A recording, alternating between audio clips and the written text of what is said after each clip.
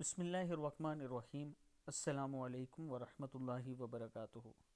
عابد راجہ channel کی طرف سے آج میں اپنے دوستوں کو مشکوٰۃ شریف کی ایک بہت ہی پیاری حدیث سناؤں گا۔ اس میں ایک دعا بھی ہے، وہ آپ لوگ ضرور یاد کریں۔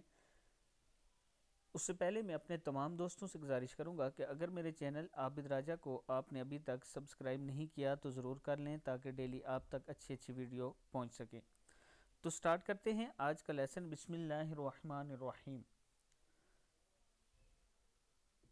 رسول اللہ صلی اللہ علیہ وسلم نے ایک شخص کو ان الفاظ کا ورد کرتے ہوئے سنا تو آپ صلی اللہ علیہ وسلم نے فرمایا کہ اس بندے نے اللہ تعالیٰ کا اسم اعظم اختیار کر کے دعا کی۔ یہ اسم اعظم ایسا ہے کہ اس کے ذریعے جو دعا مانگی جاتی ہے اللہ قبول فرماتا ہے۔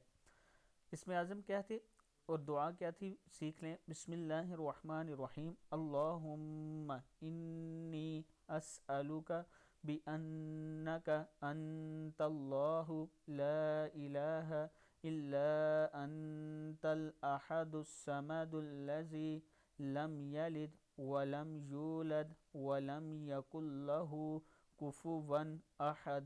پھر سن لیں۔